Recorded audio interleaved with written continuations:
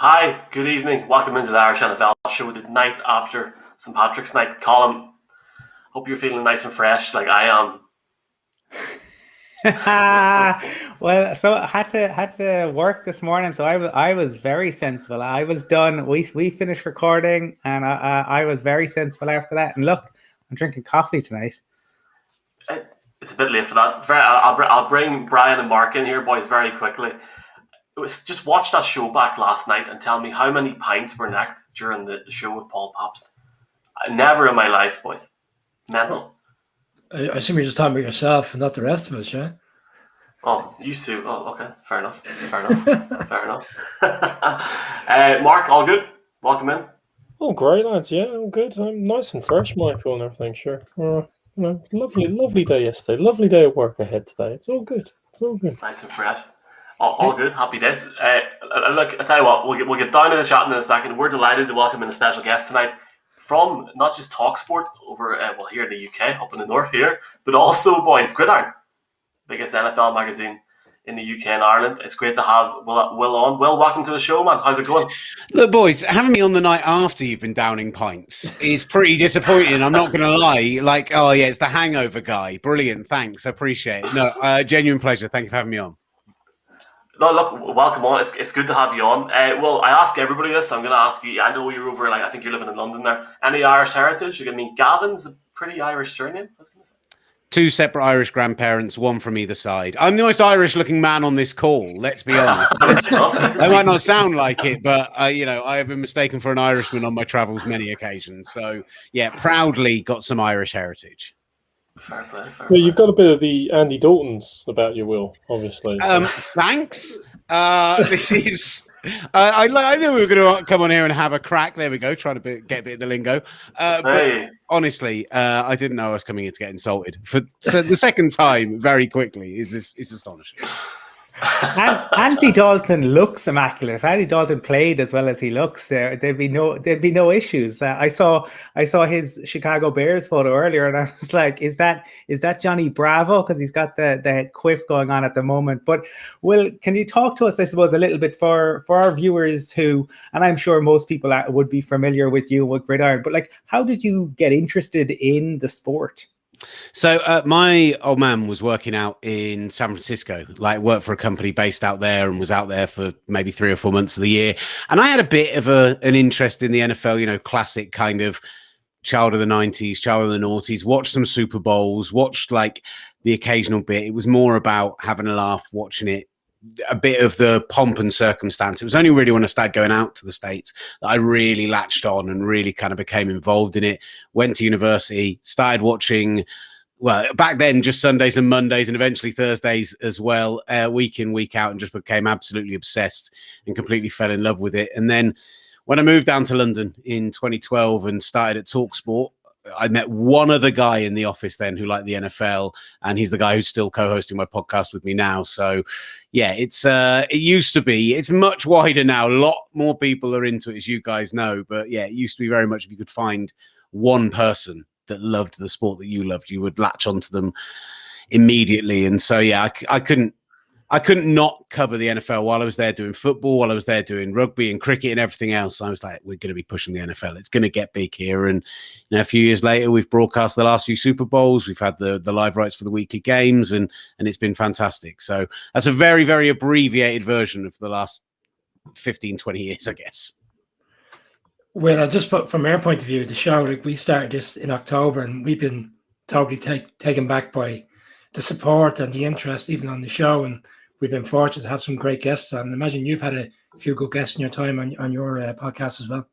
You say that, the level of professionalism in what you guys do is absolutely sensational, to a point of it being ridiculous. And, we've been going for, like I said, I started that podcast in 2012, and we're still nowhere near anything like this setup you guys have got. You say you just started back in October, but it's amazing the level you guys have got to, and clearly the dedication that you guys have to get to there. I'm in a little 49ers fan group with a couple of guys from Ireland who have been out on Gridiron tours with us and done the stuff out there.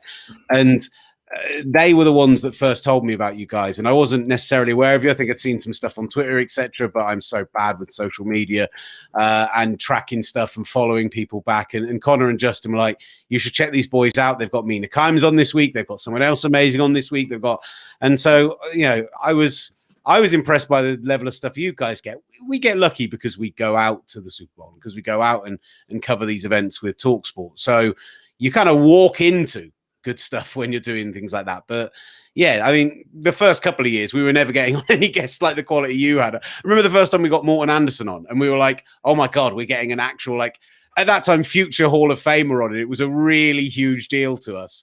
And he's one of the best guests that you'll ever get on. And I remember finally meeting him when we were out in Houston for Super Bowl 51, 52. And we bumped into him in the bar after the game. And that's when he'd been confirmed in the Hall of Fame, was that weekend.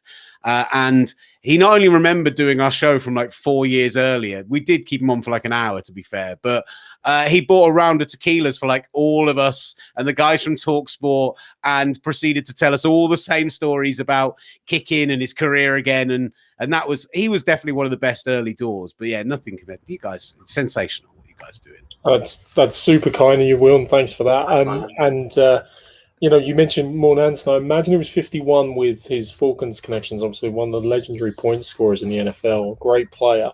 But I have to ask you, disclose there, and I know people who listen to you and watch you, are well aware you're a 49ers fan. But you mentioned you got into it when your dad was out in San Fran. I'm wondering, did you get a chance to visit Candlestick back in the day? When I go out to SC, I kind of see the new Levi Stadium, which is beautiful, but it's not the same as the old, vintage Candlestick and the memories that were there, obviously, for 49ers fans. What's the policy for swearing on this, guys? Just so I know now. Well, do you know what? Well, we'll just say it now.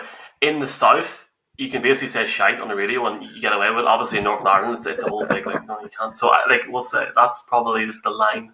Right. We're after the watershed, isn't it? In which case, yes, I did go to Candlestick, a place of history, of wonder, one of my favourite places in the world, but it was an absolute shithole. Like, it was... the place it was in, the weather coming in off the bay, the traveling there, the quality of the stadium itself, you can see why they went and built somewhere new. And do I wish they did somewhere in the city? And we saw obviously the beautiful new baseball stadium there that the Giants built, and now with the basketball team coming across, the Warriors coming across, from the other side of the bay. Like, it shows that maybe you can build one in the city. Levi's is stunning, but there was that little bit of something about Candlestick. We once did a Sunday night where this was a really weird one, because the Raiders were playing the Chargers on like Sunday night football, because the A's were in the playoffs. They were playing like a game that was nighttime West Coast. I think it kicked off here in the UK at like 4:30, 5 o'clock in the morning our time. Like, you could wake up and watch most of the game. And so we went to 49ers Texans on Sunday night football, stayed till the end of the third quarter, at which point I think Vernon Davis caught like a touchdown that put them about 30 points clear. And we're like, right, if we get on the bar now, we can get across and we can be at the Coliseum by the start of the second quarter. We managed to get there, get tickets to like lower bowl, really decent seats, really cheap, because the game had already started. But the Raiders fans had been there since the early kickoffs, which is like 10 a.m. on the West Coast. And if you give Raiders fans from they've probably been there since 8 a.m. in the morning till the kickoff is like 8 p.m. local time, you're already they had to shut the bars by the end of the first quarter. I have never seen a drunker crowd than that in my life. And I've been to GAA games. I've been out to stuff in Ireland, and you guys have got a reputation, but honestly, never seen anything like that in my life. And two great stadiums, which won't be in the NFL anymore. And it's a real shame, because they've got proper history, even though both of them were a bit crumbling by the end. You're mentioning that, Will. I'm thinking of the infamous or famous, if you're a UK Ireland European supporter, I think it was Chargers game, which was delayed due to lightning storms. So you actually woke up, and I think, and Brian will correct me because I remember me and him were texting about it at the time, but you woke up and the game only kicked off at 6 a.m. our time. So you're watching NFL on Game Pass going into work in the morning. It was a glorious experience. I think it was a Monday night game that got delayed, and they hated it in America. We loved it over here. I just remember that from a few years ago. Man, I imagine you guys are the kind of guys a bit like me where you're watching it on Game Pass on the way into work anyway, regardless of whether it's live or you've downloaded a couple of games from the night before. So, yeah, it was pretty cool, though. Another one that springs to mind is the Steelers against the Dolphins. I think it was delayed by 2.5 hours, and the game started at 5:15 in the morning, and it finished 3-0 to the Steelers. Jesus. You kind of can't blame that, can you? You kind of got to say, yeah, I'd probably not put in that much effort if I'd been put in that situation. Look at that 3-0. I'm actually going to jump on what Will said about Candlestick Park. It was a bit of a shithole, like, I'm not going to lie. Like, I went, was it 2 months or 3 months before it was being demolished? So, like, the last tour, they literally didn't care. I probably could have stole a seat. Nobody would have asked anything. The dirt in the tunnel. I'm actually, you know what, I'm going to embarrass myself. I made this when you were talking. This is what I used to look like back in the day before I got very... I basically ran on the field, had a ball, started kicking. I went mad for about an hour. There was nobody else there. I probably should... The history, though, was incredible. And I know it's sort of outside the city, but it's not on, like, Levi's. I mean, Levi's is, like, ridiculous. Like, having to get a taxi to the airport to get... So I went a couple of times when I was kind of in my late teens, and I went with my dad and I saw games there. But when we went back for that tour, that was the first time I'd been out and watched games with my buddies. And it was me and it was Ollie who does the podcast, which is now Gridiron. It used to be called Tuesday Morning Football back then for people who are real old school and were listening to us then. A guy called James Dixon, we used to do it with a few of our other mates went out there. We were staying in a hostel in like the roughest part of San Francisco, you know, barely scraping by, finding the cheapest places to eat and drink. But because it was the first time I'd been there with that kind of atmosphere, we ended up, the game was a blowout from moment one. I think I want to say that it was Matt Sharp, and he was picked off for a pick six, maybe the second or third play of the game, and that was it. It was done from there. So we were like touring around the stadium, sneaking into the different bits and just being like, you realize that like that's where Montana started the drive from. You realize that that's like, there's so many phenomenal moments from the 80s and the 90s you've only ever seen the NFL film stuff from. And I that's for me, it's the same with the Coliseum. We went for what ended up being not their last season there, but we thought was going to be their last season there. And it was part of our tour. And me and Ollie went there weirdly to see them play the Chargers again. I don't know why. I've been there twice, and both times it's been for that particular matchup. But by that point, we were working for TalkSport. We were doing some coverage for the game. We specifically had a thing we did with Derwin James where he was the cover star for Gridiron. And we went down and we did like a follow-up piece, and he signed some magazines for us. And I'm actually pretty sure they're around here somewhere, but I have no idea where in the boxes of rubbish that surround me. But it is like going out onto the field and knowing that the place was shutting down. And even though it was crap, it was kind of, I got a little bit emotional. They're not even my team, but I really get attached to things like that. Like I'll say, in fact, the only picture I've got on my wall in my study is of Elm Park, the awful, awful football ground that Reading used to play at before they moved to the still pretty awful Medeski Stadium. It is, we've not been long moved here, and I'm yet to get all the other artwork up on the wall. I think the worst thing about new stadiums is the names that they have. They've lost that kind of majesty that they had. But we've talked about some of the vintage NFL moments. But Will, if we were to look at the way the game has changed, and all action, all offense, am I right in thinking that you went to that now infamous Rams Chiefs game on Monday night a couple of years ago? I feel like an episode of This Is My Life here. I hope this is in any way interesting to your listeners. But yes, I was at that game. It was pure luck. It was the same tour we were at that Raiders game, and we ended up in LA. We started off in San Francisco. We went up to Seattle, and we did Seahawks Packers Thursday Night Football, which is the loudest stadium, and like including Super Bowls, the loudest I've ever heard a stadium in my life. Went down into the lower bowl, and we were chatting to Seahawks fans. Obviously, I was incognito. I didn't go wearing like my George Kittle jersey or anything, but I was just chatting to some people, and everyone had earplugs in. Everyone was like, yeah, you will ruin your hearing if you're down in this part of the action. And it was a cacophony, but we went down and there was a Chargers game on the Saturday, and we were going down and doing some bits with the Around the NFL guys. We had some plans with them, went out for some drinks with them on the Sunday, and then we were flying back Monday. And the plan was The game was in Mexico. We couldn't afford to go to Mexico as well. A few guys on the tour had actually booked themselves to fly to Mexico and fly back. But me and Ollie were like, not on the money we earn, mate. Sorry, but we'd love to be there. And I think it was around the Wednesday, Thursday, they announced that game's going to have to be moved back. It's going to have to be moved back to LA. And we're like, what time's our flight leave? Right, left at like 8 p.m., 9 p.m. in the evening. Could we go for the first half and then leave again? Yeah, we might make the airport if we do that. Looked into changing the flights. It ended up costing us between the flight changes, and I meant make sure my wife's not actually listening to this, between the flight changes and the hotel, and we couldn't get press passes because, woe is me, first world problems and everything. But there were so many Mexican press traveling for it that we couldn't get press passes, so we had to buy tickets as well. It probably cost nearly $1,000 just to extend the trip by a day.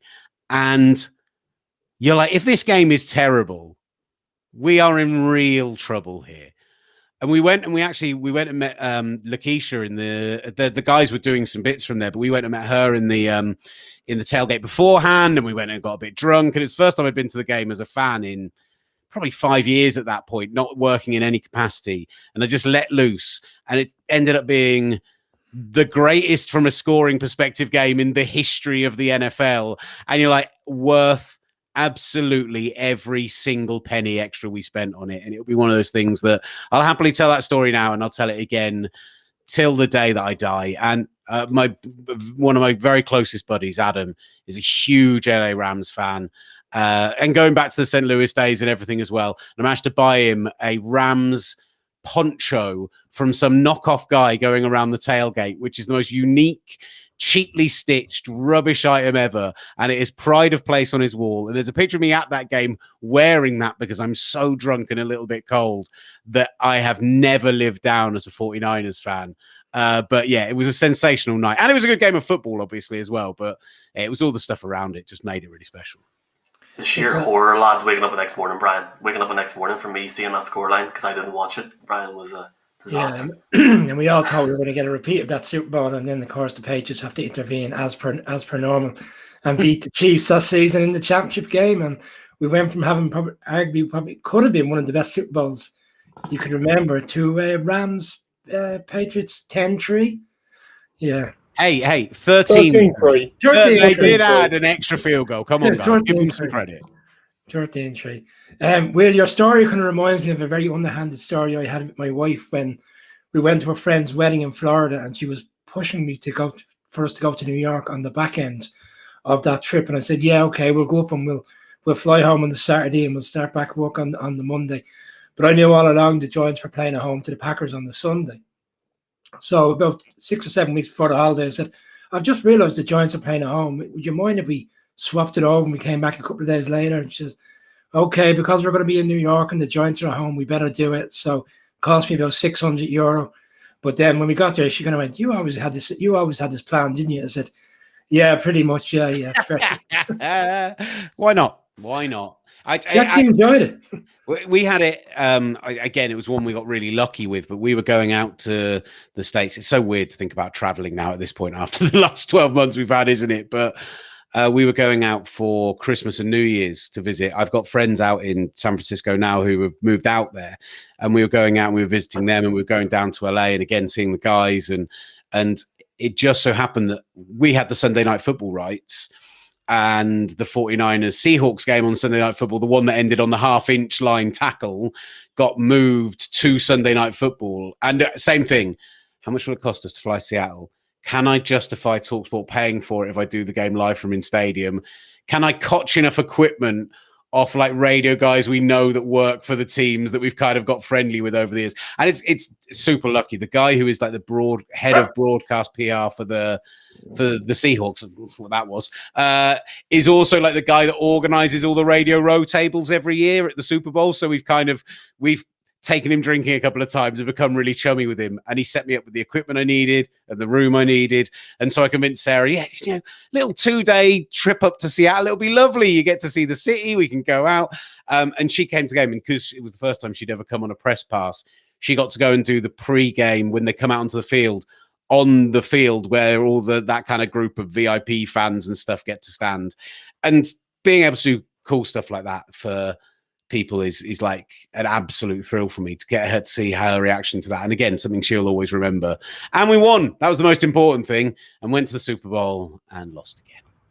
Will I have to say, loving the story, loving the description of the Rams-Chiefs game. I mean, it only had 102 more points than the 3-0 game Brian was talking about with the Dolphins and Steelers. I also love the fact that you've done what I think every American football fan in Europe, and certainly the four of us have all done at some point, which has just gone, the wife can't hear this story, right? Because of the amount of money I've spent on it. It does remind me, actually, Brian and I have known each other, been friends for a long time, and he at one point had lined up this amazing trip whereby we were going to go to Foxborough on the Sunday night. The schedule came out, planned it all out. Foxborough on the Sunday night, get the train down to New York for a Giants game on the Monday night.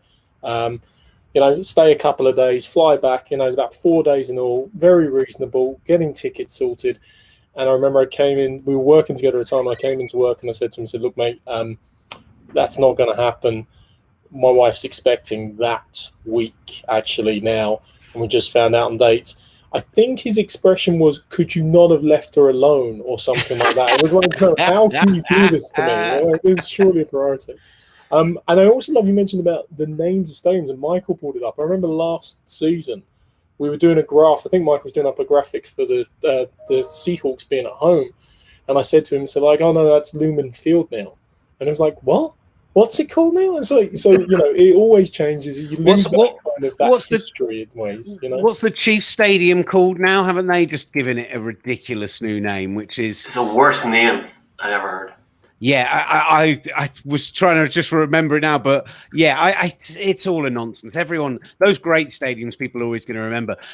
I think what's weird with the Seahawks though is obviously that stadium wasn't CenturyLink when it first opened, but now, because that was when their period of success was, I now think of it as the Clink. It is CenturyLink. That's what the stadium's called, and it's weird that even though it's a sponsor name, I think that'll always be what's actually it's the Gay Half Field at Arrowhead Stadium. There you go. What the? Yeah, but like you say, it's always going to be called something different by the fans. So it's always going to be Arrowhead to them. They're just going to deal with the sponsor differently, or as in CenturyLink, when the sponsor themselves change their name, then you have to deal with that output. There are places in Dublin like the Point Theatre. It will still be known as the Point or the O2, but it's now the 3 Arena because O2 rebranded, for example. So the Point Depot, Mark. The Point Depot, or the Point Depot, of course it was. So, Will, I do want to. Wait a sec. What's that noise? Beep, beep. Oh no, it's not Colin Cronin backing up. It's actually the Brinks truck backing up for Trent Williams, because we will turn the conversation a little bit to free agency, and it would not be fair to start with other than the biggest free agency deal so far, which is the biggest O-line contract ever awarded if we go by average per year. Will, there's many deals to talk about. There's a few we haven't talked about, even though we've been live every night this week. And Trent Williams at $138.06 million over 6 years, the biggest paid O-lineman of all time by average per year. David Bakhtiari was slagging him on Twitter to say, you had to go 10 grand over me, you petty, and they've called him a few names, but he was in good faith and good fun, kind of taking the mick out of him. Do you know what his cap hit, by the way, boys, is in 2021? For 2021, $8 million. Come on! If there's an ultimate pushing things into the future. But look, the thing is, and I think you're obviously seeing a lot of teams do this season. The 49ers have already done it with Juszczyk. They've done it with Williams, and I think a lot of other teams will do the same. They've just announced today some of the new broadcast deals that ESPN and Disney are getting added to the Super Bowl. How much are they paying extra for that? I think that we see the cap reduce this year, but next year you see it go above 200 million for the first time. And it'll be 210, 220, 225 within the next 5 years. I mean, it means that those teams who don't behave sensibly, that you get annoyed about, that somehow, like the Rams, how on earth are they managing to pull off what they've pulled off over the last few years in terms of, and I'm not just saying that as a divisional rival, I just see the contracts that they're just giving out left, right, and center. And it's astonishing with the dead money they're taking on as well, that they can still even be operating. And yet you look into the future and you think, okay, Trent Williams is going to be paid a lot when he gets to year 3, year 4. But so many of these deals nowadays are really 2-year deals with a good amount of guaranteed money. And then beyond that, there's always a bit of a get out. Trent Williams came to us on a bit of a prove it deal on a year, proved he was still an all-pro level left tackle. We still need to figure out the situation at centre, because I think missing Weston Richburg last year was a huge reason for our problems, alongside obviously losing a quarterback and Kittle for so many games. And we missed the most games of any team in the NFL. I'm sure you're all aware of that at this point, the most starts of any team in the NFL. But he's looking like he's going to retire. They bring in Alex Mack on this deal that I think they'll draft a centre. I honestly do. And there's a couple of guys in the draft this year, kind of zone style centers, that I think look like they might be really interesting. I'm lucky enough to have Simon Clancy, if people aren't familiar with him, is the college expert for Gridiron Magazine and does the podcast and stuff with us as well. And for me, I don't know anyone in the UK or Ireland who I trust more on college football stuff. He just hit after hit after hit. He was telling me Drake Jackson of Kentucky, a guy called Drew DeMelcher of Stanford. Those are the guys I should be looking out for as like zone centers. I know that that's the real sexy side of the draft people want to be talking about, is where are we going to pick up a zone center? But I don't know. I'm feeling a lot better about this team than I was 5 or 6 days ago. That's for sure. Well, we need to talk about one topic. Sorry, Mark. We have to talk about one topic in the show, and if we don't, we're going to really hate ourselves. The Patriots. Uh-oh! I done that because Brian hates that video. No. How can you hate? It's Stone Cold week. How can you hate anything that uses the glass? Look, I'll say this: the Patriots have spent probably more than the UK spent on maybe PPE over the last year. In the last 5, I want to joke, in the last 5 days, man, they've really pulled it out of the water. Bill Belichick clearly going for it. Anything that's maybe stood out to you over the last couple of days with the Patriots, or have you just been as shocked as everybody else? Yeah, look, I think there are some clear things. There are some. I'm really sorry. I loved it. He's just going to do it every time I start getting into a flow now, isn't he? Look, last year just does that with me. Well, they drafted 2 tight ends in the third round last year, and yet they're now giving the 2 biggest contracts to guys not named Kelsey or Kittle in the NFL, both on their team, to tight ends. There are clear indications, guys like Nelson Aguilar, who haven't worked out elsewhere, that are moves that look like desperation moves from the outside, certainly. Bill Belichick is someone who I refuse to underestimate, because I've done it before with him and I've done it before with Brady, and I've gone to these games where I've said, yeah, but the Falcons just look like so much of a better team than them top to bottom, and you just know they're going to pull something out. And we said the same about the Rams, and we said the same about the Seahawks, and it's just, I just can't write them off. But this doesn't look like. There's been a lot of talk over the last couple of years, speaking to people around the organization, like guys that cover it very closely, saying that within the draft room, within the scouting, Bill Belichick over the last couple of years has become a little bit tyrannical. He kind of comes in on draft day. He's like, yeah, well done. You've done a lot of great work, but I'm going to pick the guy I want to pick, and you're going to have to deal with it. And I feel like he might be doing a little bit the same here. He's just gone, look, we've got this cap space. I'm not happy with what happened last year. Let's go out and start throwing money around like nobody's business.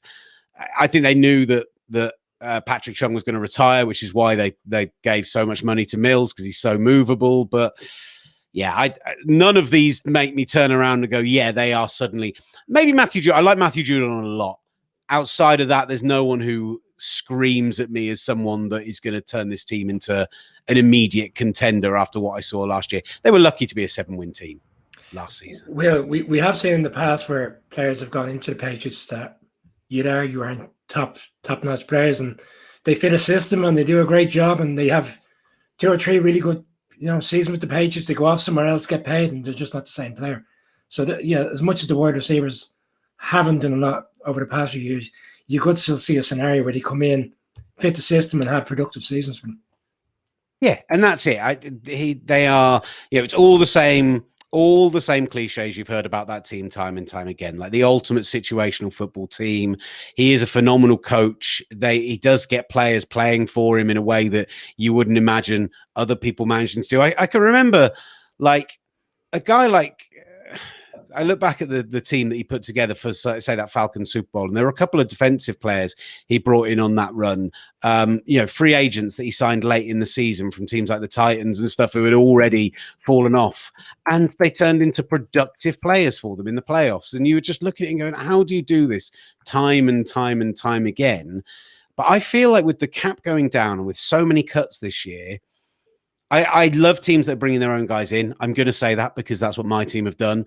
But I think if you're actually looking at most positions of need, the teams that are going to look smart when we get to the season are those teams that are going to wait, have that flooded market and be able to get guys super cheap. And there are going to be some amazing veterans going on ridiculously cheap prove-it deals this year and improving teams that were smart enough to wait around. And New England weren't that team this year, and they're normally the shining example of that team. So that's what kind of stunned me about it. But I'm not surprised to see Bill Belichick react and lash out because it's what he does. Look, I mean, I will say, Will, as a Pats fan, they needed to do something. They needed to do something dramatic. And certainly from the Pats perspective, at least addressing the tight end position, which he's almost refused to do in the last few years, because the Isaiah and the Dalton Keene picks, obviously, last year have not panned out. I think today there was a trade of Ryan Izzo to the Texans for a low-round pick. But that's one of the more reassuring things. Is like, okay, you're actually going to try and do something about it. That's helpful. And if there's anything in this world that stops Bill Belichick drafting a defensive back in the second round, everyone who's ever supported the New England Patriots will thank the world forevermore, because he will overdraft yet another D-back in the second round and we'll cry. I know, first world problems, guys. I know most teams don't even have a proper quarterback, so that's a problem. The Patriots don't. You don't have a proper quarterback. Yeah, by the way, whoever invited me, I'm aware of that. Whoever invited me on the call didn't tell me there was a Patriots fan here. This is would you mind unacceptable. sending Jimmy Garoppolo back over? Just chuck him back over. Be grand. I thought Garoppolo might end back. I really thought he might end up back in New England, and I actually think if they'd had a crack at one of the guys that they did really like in this window, then there was every opportunity that would have happened. I think that's where he would have ended up if the 49ers had found somebody. I still think there's a chance. If somebody either falls to them or to a few spots above them, they can move up. I'm not going to be stunned to see, if someone like Trey Lance falls, if someone of that nature comes to them and they can look for somebody to bring in as cheap rookie competition for Garoppolo who could take the starter's job. I fully imagine that. But I think they genuinely believe that Garoppolo can run that system. And you see performances like the performance in New Orleans on the Super Bowl year, and you go, there's a good quarterback in there, but he's just a good quarterback who appears to be made of glass and prone to mistakes. And I can understand why everyone else has huge question marks over him. Yeah, it's going to be very interesting because I as a Broncos fan, I saw the Broncos in 12, 13, 14 spend huge money in free agency, but that was with Peyton Manning. I saw the Bucs last year bring in Tom Brady and then spend big money. If you have a franchise QB spending that money, but if you're the Jets or the Jaguars over recent years, you don't have the franchise QB, then it's all wasted. So let's see what happens with the Patriots. But I suppose looking around the rest of the league and kind of what's gone on, Will, is there anything else that has stood out to you, or any team that you thought might have made more moves that haven't? I mean, nothing that screams off the page yet, because I think that we are talking about exactly what I was just saying. I think I want to look at what happens in 2 weeks' time when a lot of these top guys have come off the board. And then I can say to myself, actually, I really like the moves that X, Y, or Z made. I like what the Jets have done so far. I think Carl Lawson took a huge step up last season, and they're not a team who have done well in free agency in recent years. If we talk about Le'Veon Bell and Tremaine Johnson and CJ Mosley, like guys that have struggled. If CJ Mosley comes back and is healthy and the guy who was in Baltimore, and they've already got Carl Lawson there, and they've brought in someone like, Corey Davis in there as well, who can immediately help out on that side of the ball. They keep on hold of the guys they've got there. They get a good quarterback at the top of the draft, and I'm a big Robert Saleh guy. That shouldn't be a surprise to anyone. They're a team who it feels like could turn things around pretty sharpish. I love the Corey Lindsey move to Los Angeles. Justin Herbert, as much as he wasn't, Joe Burrow levels of on his ass last year, they are losing tackles there. They're losing members of the line. And so they've gone and got, I think, the best centre available and in the conversation for the best centre in the NFL this year. Those are the ones that kind of immediately jump out at me. Oh, and Fitzmagic going to Washington because, I mean, even if they go and draft somebody like they probably should, it's the best bridge guy that the NFL's maybe ever seen, let alone available right now. The Jets have also signed Keelan Cole, the wide receiver from the Jags. This evening. There you go. Oh, yeah, just tonight. Yeah, another one. Productive enough, so certainly revamping the offense as quickly as they can for a new quarterback, potentially. Yeah, I think that's definitely where they go too, isn't it? That's got to be where they go, surely. Unless they pull off something ridiculous with the Deshaun Watson trade. They are still the one team that I think has the assets to do it, but as we get ever closer to the draft, we're only a couple of weeks away now, you start to think, is it even going to happen? So, Will, I mean, you mentioned Fitzmagic, and he's glorious. I said that Josh McCown and Ben Roethlisberger, hold my beer. This is my gig. I do this for multiple teams. Assuming he starts for Washington, it's 30% of the teams in the NFL he would have started a game for, which is 9 out of 32. It's just bizarre. But for a quarterback, that is phenomenal. Like, you see it with defensive backs, you see it with the receivers, you see it with special teamers, but linemen as well. But as a quarterback, that's ridiculous. I know. And McCown actually was on, I think, 11 teams, but obviously didn't start for them all. But like Fitzmagic is, hey, he's a Harvard grad. If you hadn't heard from every single TV broadcast he's ever been, and every game he's been in, so he's a smart cookie. But I want to get your thoughts. You were talking about, the sexy side of zone center blocking and protection and everything. So let's draw attention to one of the other big stories in free agency, which isn't actually a team necessarily who signed the right players, but certainly let go of some players. We all saw the Super Bowl a few weeks ago. Kansas City Chiefs didn't have an offensive line that was capable of protecting Patrick Mahomes. Shock horror, they only put up 9 points in the Super Bowl.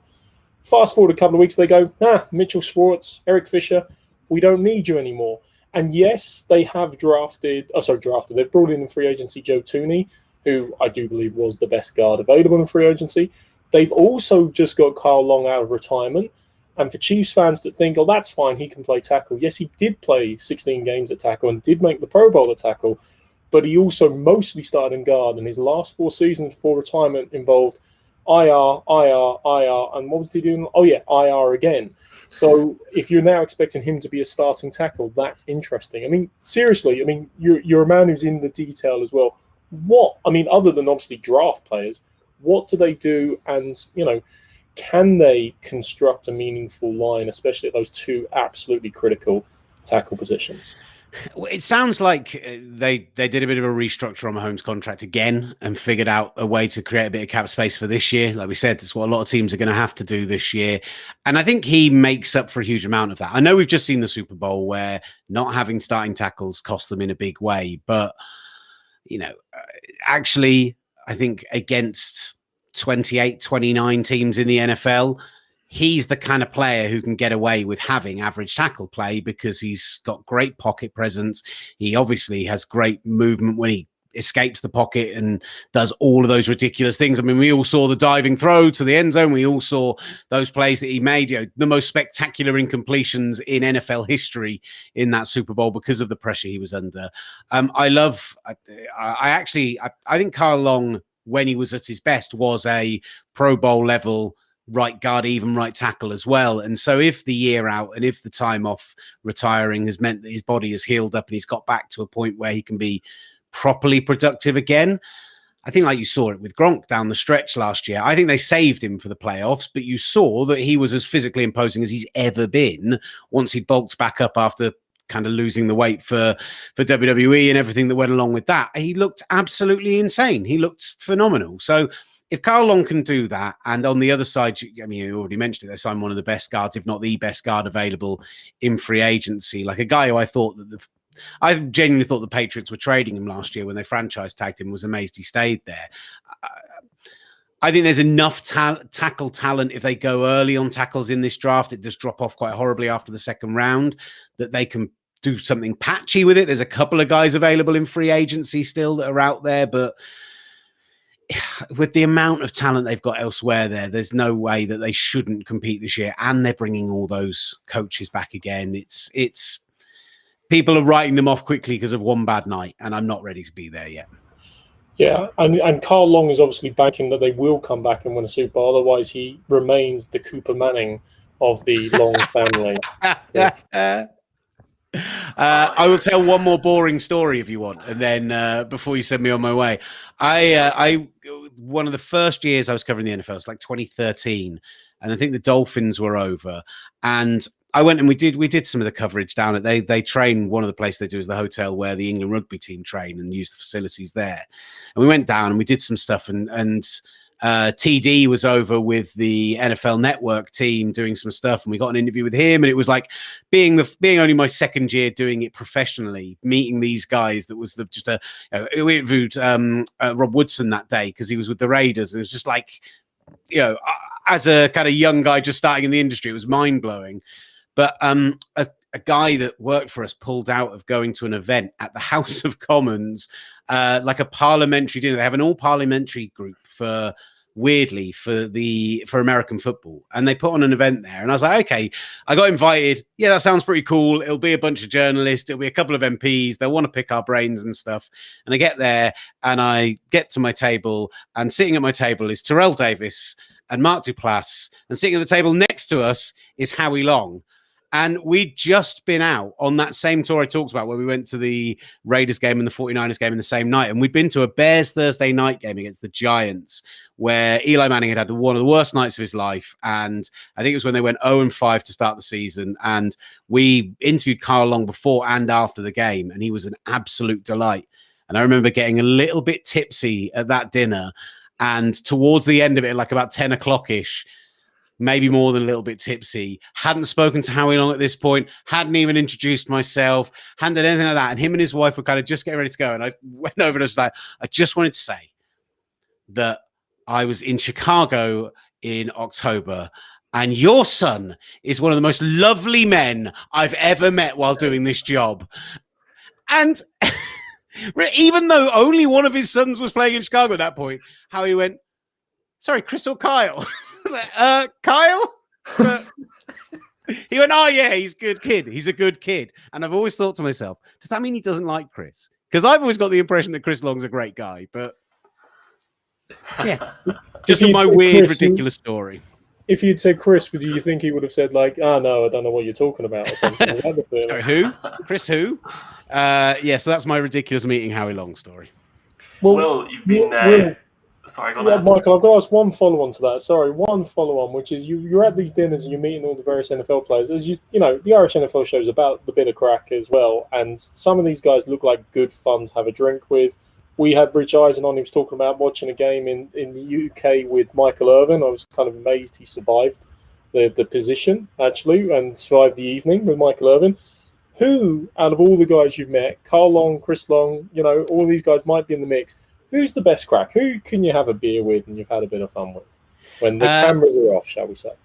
Actually, that night, Mark Duplass was really good fun that night. Terrell Davis was a weird one because I chatted to him a bit about football, but the only non-football conversation I had with him was trying to explain to him what a Yorkshire pudding was before dinner came. And so it's kind of like a savoury pancake, but they bake it, and he's like, just nothing, just washed over him. Guys I'd love to go for a beer with. Scott Fujita, the former Saints linebacker, who's a guy that we got on very early, and he's got some phenomenal stories with the, everything that he's done, with the foundation and going and retiring on Machu Picchu. And he's a real cool, like a typical Cal Berkeley kind of guy. And we had a lot of fun when we went out with him. I'm trying to think, like, there's probably some nights that we shouldn't talk about, but I mentioned them earlier, but it hit me pretty hard earlier this year when Chris Wessling passed away, because those guys were always so kind to us. Whenever we went out to the States, like, we'd hit them up to go and visit them, go drinking with them, met them at Super Bowls. I remember like interviewing Dan at the first ever Super Bowl I went to, and now we get them on our shows quite a lot. And Greg does a lot of work with us with the Nat Coombs show and stuff like that. And Chris used to do a lot of work with us. And I can remember like going out, and any time we'd be out there, I'd just, drop a message and be like, right, we're heading out. What are you guys available? And it would always be, yes, dinner. Let's go to this bar. Let's do these things. And those are some of the like best memories I've had of some of the best friendships I've formed, definitely of covering it. So as much as there's some pretty cool players that you probably want me to turn around and say, yes, X, Y, and Z was the sort of person I'd want to go for a beer for. Those times were the ones that I remember really fondly. Is there anyone else I can think of that really screams out to me, though? Maybe. I'll think about it and I'll tweet you and I'll tell you, because there's definitely some more. I'll get to bed tonight and I'll remember. Do you know who was a great crack? Yeah, definitely. I know you've got Cheltenham first thing in the morning talking a bit about Willie Mullins and all those fantastic Irishmen and women as well. Very quickly, though, I should have asked this at the start, just finally, Will, can you tell maybe just viewers in Ireland, I know a lot of viewers in Ireland, NFL fans in Ireland, are going to know of Gridiron, but if you had to maybe explain it to people that might not have seen it before, what's the history there? You've obviously built up very well over the last few years, got magazines now online and offline. Even just a brief history before you go on Gridiron, before we go. Yeah, so Gridiron, again, story time. I'm so bad at this. I can't tell things shortly. You can't ask me to do things quickly. We went to a ridiculous press. We went to a ridiculous press event back in 2013 before the Steelers came over and they had that game with the Vikings at Wembley back in, I think that was 2013, maybe 2014. And in the summer, they brought Big Ben over and he had photos in front of Big Ben. And then we got to do kind of a press conference round table style thing with him afterwards. Everyone got to ask 2 or 3 questions and it was really nice. And he kind of came and he did it. And it was, it was all, good crack. But that's when I first met Matt Sherry, who is the creator of Gridiron magazine and maybe the most self-assured human being I've ever met in my life. And I love him to pieces, but he said to me, oh yeah, I'm starting an NFL magazine. And I felt like going, you know what year it is, right? You understand that print media has been dead for a long time. Like, I get it if you're doing an online magazine or a podcast or a YouTube channel. No, I'm creating a print magazine. And he was working for PA as a Northern football reporter at that point. And I didn't believe it was possible.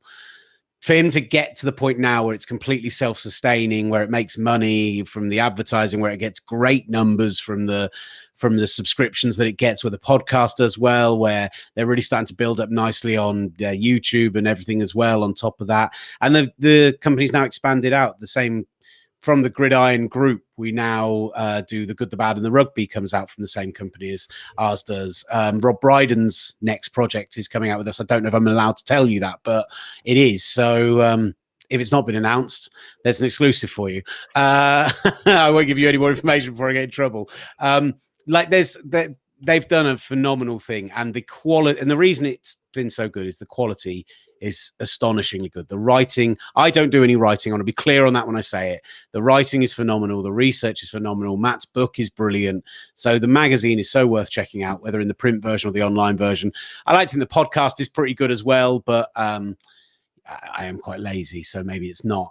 We just have a lot of fun with it, and we love getting out there and meeting fans and stuff. And so if anyone wants to give it a try and let us know, then we'd love to hear from you. At Gridiron on Twitter, at UK Gridiron on Instagram, all that stuff. Brian, do you want to round this off? No, I'm good to go. You go for it, Michael. Yeah. Okay, fair enough. Well, this has been great crack. It's just going for 20 minutes, ended up being nearly an hour. Massively appreciate your time, man. We'll get you on again. Definitely. Boys. We'll do it again, 100%. Hopefully, we're having a few pints after our London game in November. Who knows? Thanks for your time, man. Appreciate it. Have a good night. All the best. Cheers, guys. Thanks, Thank you so much. Thanks for having me on, guys. Cheers, Will. Cheers. He was great, boys. He was great. Sorry, Brad. I thought you were going to round off. Apologies. No problem. Sorry, it's been a long week. Very long week. And thanks a million to Will there, boys. Good crack. I'm pooped. And we're doing this again tomorrow night, aren't we? Yeah, Michael. It's been so much news. We have to. We haven't even covered all the drama the last 2 days. We had Paul on last night, obviously, for our Paddy's Day special, and Will there tonight. And we touched on Trent Williams, but Mr. O'Leary's been keeping an eagle eye on all the transactions, and there's certainly still been plenty of business going on in the NFL. Yeah, and Michael's favourite son, Mr. Trubisky, won't be going to Denver. He signed a deal in Buffalo, so I'm sure you're quite relieved. Well, I'm quite annoyed today, actually. But I mean, if you want a rant, I can have a rant. But well, it was actually interesting to hear your point of view because it's a player that isn't high on the, I suppose, on the names that go around for people who follow the league. But Philip Lindsay, in particular, from Denver's point of view, has been a really solid running back. And I was surprised, and I touched base with Colin this afternoon when I saw the news that he's been released. So it's probably not one of the bigger stories of the day, but from a Broncos point of view, I would have thought you'd be quite surprised to see him go. I'm raging. I think it's a disgrace. I don't understand why Melvin Gordon is the better option long term for the team. Watch him go to the 49ers or the Cardinals or a different team and ball out. And how stupid are they going to look at that happens? Or maybe the Giants. Here, didn't the Giants get a former Bronco today? Devontae Booker? We got him the other day. And it's funny, when we did a show last week, you suggested that the Giants might be in on Kyle Rudolph. And I wouldn't say I laughed at it because I felt he would be more a player that the Patriots go after. So I was quite surprised and happy to see that the Giants have picked him up this evening for a 2-year deal.